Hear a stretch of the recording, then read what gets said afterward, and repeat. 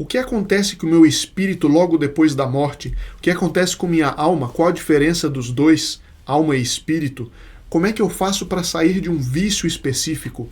Como é que eu devo me dirigir? Como é que eu devo conversar com o meu anjo da guarda?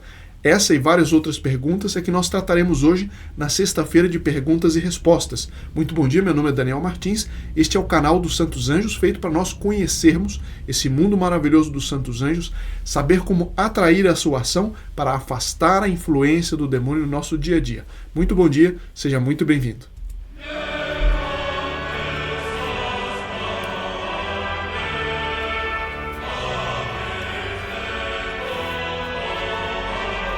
O senhor Amauri Júnior pergunta o seguinte: antes de tudo, parabéns por esse apostolado que nos ajuda a trilhar o caminho que leva a Jesus. Aliás, agradeço as várias mensagens de encorajamento, as orações, a participação de todos. Bom, ele disse: eu tenho uma dúvida. Por que será que, apesar das dezenas de milhões de orações que são dirigidas a Maria Santíssima e a Jesus, o povo brasileiro não consegue as graças de se livrar desse desgoverno e desse comunismo que está aí? Sr. Amauri, é uma pergunta muito boa, sobretudo porque o senhor faz querendo saber qual é a vontade de Deus que está por detrás disso. De fato, hoje nós estamos vendo um crescente número de pessoas que está rezando mais o terço, que está fazendo, por exemplo, a quaresma de São Miguel, enfim, e várias outras práticas, o terço dos homens. Nós temos falado sobre isso. Mas nós temos que ver dois lados da questão, assim, para dar uma resposta rápida, porque hoje são vários assuntos. Mas lembremos-nos, a primeira coisa é a seguinte: Nossa Senhora em Fátima, ela pediu essencialmente três coisas: oração, especificamente o terço todos os dias, penitência e mudança de vida. Nós já estamos vendo muitas pessoas caminhando para a oração e algumas para a mudança de vida, mas nós vemos que isso ainda é uma minoria. Apesar disso, Nossa Senhora, ela ouve essas orações e, a meu ver, certo, opinião pessoal, é uma das razões pelas quais, por mais que tenham tentado durante vários anos, não conseguiram ainda fazer do Brasil uma Venezuela. Eu tenho confiança em Nossa Senhora que isso não virá dessa forma. Agora, pode acontecer que venha? Pode. Acontece que há bolsões de anticomunismo, não é? Pessoas que estão avessas a essa seita maldita que é o comunismo, de maneira que não é fácil para os partidários do comunismo implantar esse regime no Brasil. A gente vê o contraste entre o Brasil e países como China, ou mesmo a Rússia, a Laos, Vietnã, a facilidade, a rapidez com que eles caíram nesse regime, e a gente compara com a tentativa repetida do comunismo entrar no Brasil, e ainda assim ele tem que se disfarçar, ele tem que se fazer de cristão, enfim. Então a gente vê que não é bem assim, que não são ouvidas as orações. Agora, de outro lado, as orações são ainda minoritárias, e ainda é uma minoria que acompanha a oração com a conversão, com a mudança de vida. Então tem muita gente que ainda reza, mas não quer sair de uma vida de pecado, e é o pecado que atrai os castigos de Deus. É o pecado que abre as portas de uma sociedade para a influência do demônio. Daí a importância de a gente fazer um apostolado da oração, mas não só da oração. Um apostolado da mudança de vida de acordo com a doutrina de nosso Senhor Jesus Cristo. Então, assim, eu estou colocando resumidamente como eu vejo a situação. Não sei se concordam, se quiserem podem comentar aqui embaixo na seção dos comentários, né? Mudando um pouco, o senhor Antônio Gabriel pergunta o seguinte: boa noite, queria saber como me dirigir ao anjo, se em oração ou em conversa. Senhor Antônio, eu sempre aprendi o seguinte, que a nossa relação com o anjo da guarda, ela tem um binômio, ou seja, ela tem dois aspectos que podem se resumir em intimidade respeitosa. O anjo está acima de nós, ele tem uma natureza que é superior à natureza humana, ele já está na glória de Deus, ele não tem mais a possibilidade de pecar, então eu devo a ele muito respeito. Mas não tem ninguém na face da terra que me compreende com a profundidade e como o meu anjo da guarda. Como eu já expliquei outras vezes, o nosso anjo da guarda, ele não foi escolhido a esmo por Deus, eles estavam pegando uma senha, não é? Eu nasci, pluf, vai lá o próximo. Não. O anjo da guarda, isso quem explica muito bem é o professor Plínio Correia de Oliveira, um livro publicado recentemente na Itália chamado A Angélica Milícia. Ele explica isso que tudo aquilo que que o nosso anjo quer, que ele pensa, que ele faz, é a plenitude daquilo que eu deveria conhecer, pensar e fazer, porque Deus me deu um anjo que é muito semelhante a mim, enquanto anjo. Eu sou homem, ele é anjo, mas ele tem as mesmas propensões para o bem, ele tem uma certa clareza em conhecer as mesmas coisas de Deus que eu sou chamado a conhecer e que nenhum outro homem é chamado a conhecer. Mas meu anjo tem isso numa plenitude grande. Então ele entende as minhas especificidades muito mais. Isso deve me dar respeito, mas muita intimidade com ele. Uma intimidade respeitosa. Então eu devo rezar, eu devo conversar com ele, porque a conversa com meu anjo é uma oração. Né? Então ambas as coisas estão muito bem, em orações curtas, orações longas, orações escritas, orações mentais, coisas do momento. Nós devemos pedir tudo ao anjo da guarda, porque a bondade não conhece limite, a bondade não mede se ela faz muito, se ela faz pouco. Basta ver a mãe com uma criança pequena. Ela não mede o esforço que ela vai fazer. Ela dá água, ela leva para o hospital, ela faz o que for necessário sem medir esforços. Assim é o nosso anjo conosco. Bom, outra pergunta.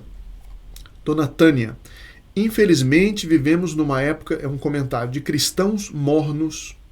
A maioria nem sequer acredita nos castigos que virão. Por isso, os castigos serão ainda piores para a maioria que não espera nem acredita nos castigos. E em matéria de cristãos mornos, quantas pessoas que se dizem católicas, mas não fazem um esforço, não mexem 1 centímetro de nada para conhecer mais da doutrina católica. Né? Quantas pessoas que se dizem católicas até vão na missa, às vezes até rezam um terço, mas continuam vendo as novelas imorais. Ora, que contradição, né? Isso é claro que atrai os castigos de Deus. Bom, Dona Dirce, tenho assistido os vídeos, sou católica e creio também em todas essas profecias. Porém, tenho pensado em uma maneira de passar essas informações para meus filhos. Embora eles tenham sido criados dentro da fé católica, já se afastaram e têm cada um sua vida. Eu me preocupo, mas como dizer a eles, sem que digam que eu estou louca, outros adjetivos que sabemos?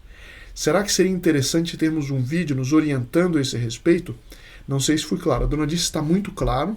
Eu vou deixar aqui no final um vídeo em que eu falo a respeito da nossa culpa ou não culpa que nossos filhos não sigam a fé que que os pais sempre ensinaram. Mas para dar uma resposta curta hoje, nós podemos até falar isso outro dia, pela experiência que eu tenho em lidar com jovens e famílias também que sempre perguntam, a primeira coisa é o seguinte: a família, antes de tudo, a mãe e o pai, eles devem ser um ponto de referência. Mais do que falar, sobretudo quando os filhos são adolescentes ou adultos jovens, às vezes, dependendo do caso, falar piora. Então, o melhor é dar o bom exemplo e não falar. Sobretudo, não falar muito. Eles vão perceber que a gente não está falando porque sabe que não vai ter aquele efeito. E isso faz o efeito da sombra. Quando a gente corre atrás dela, ela sai correndo.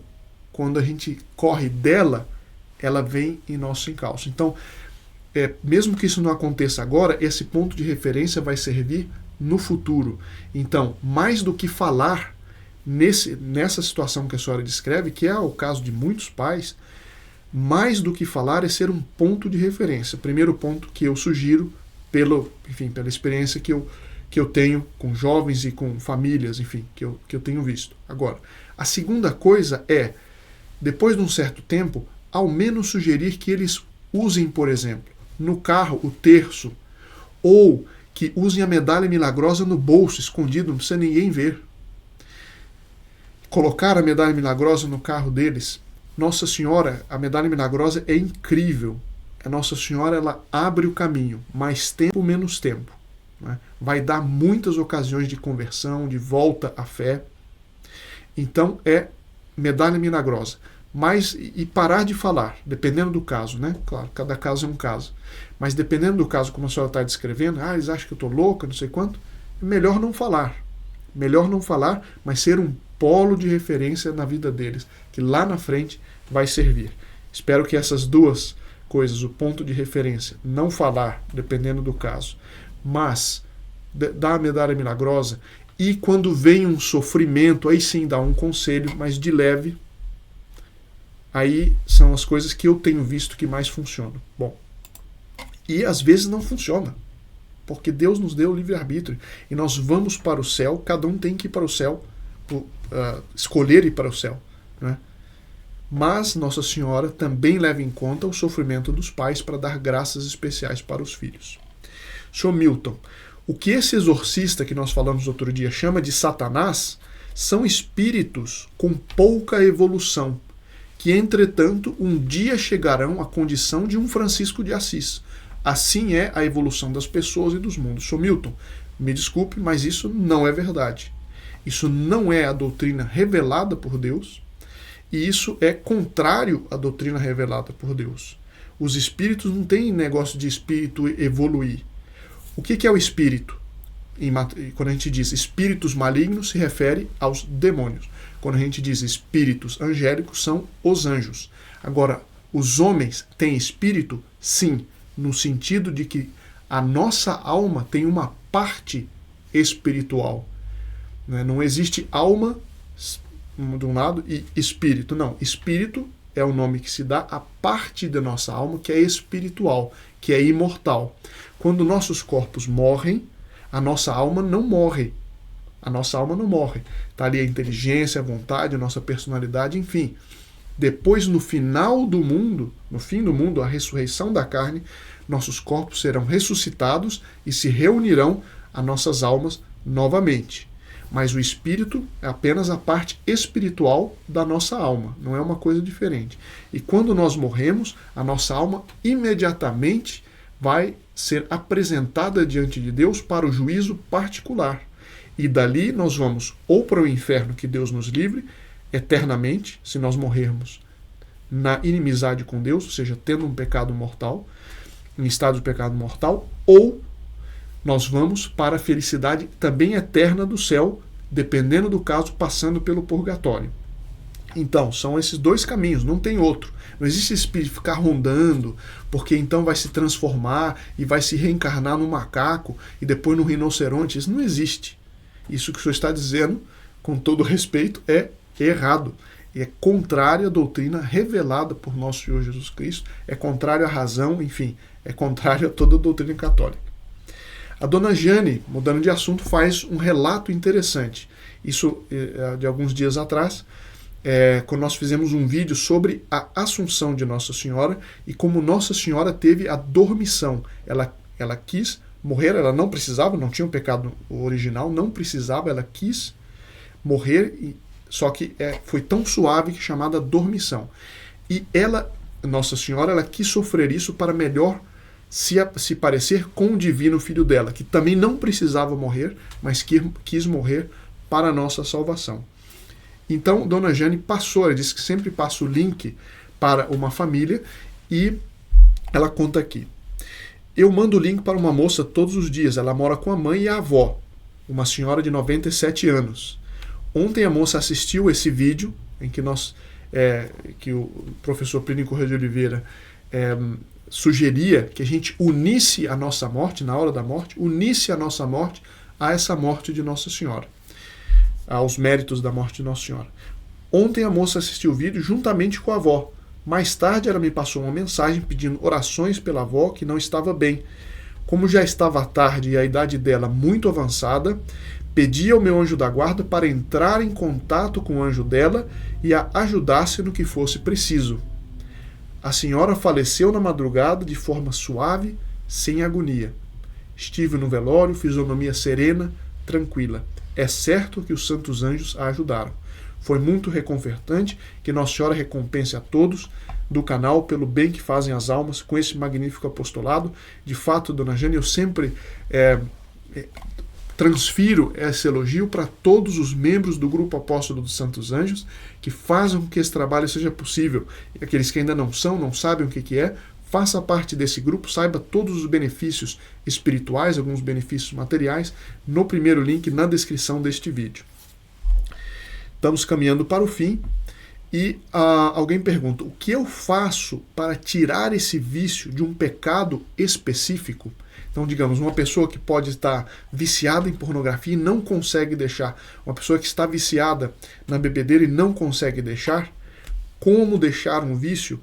Bom, isso é um tema para 500 vídeos, mas, resumindo, eu quero dar uma resposta também dupla. A primeira resposta do ponto de vista espiritual. E a resposta, ela tem 3 fases. A primeira fase é ver o problema de frente. É preciso a pessoa, em determinado momento, sentar, refletir e olhar de frente. Eu tenho esse vício. Não tem desculpa. Eu reconheço que tenho, reconheço que é errado e reconheço que não estou conseguindo deixar e que eu sozinho não vou conseguir deixar. Sem a graça de Deus, não vou conseguir deixar. Esse reconhecimento, essa humildade já atrai as bênçãos de Deus, a ação do anjo da guarda. Em segundo lugar, admirar quem não é como eu. Admirar quem conseguiu deixar o vício, ou admirar quem nunca caiu nesse vício. Isso também é um ato de humildade que atrai as bênçãos de Nossa Senhora. Então, primeiro, ver o problema de frente, reconhecer.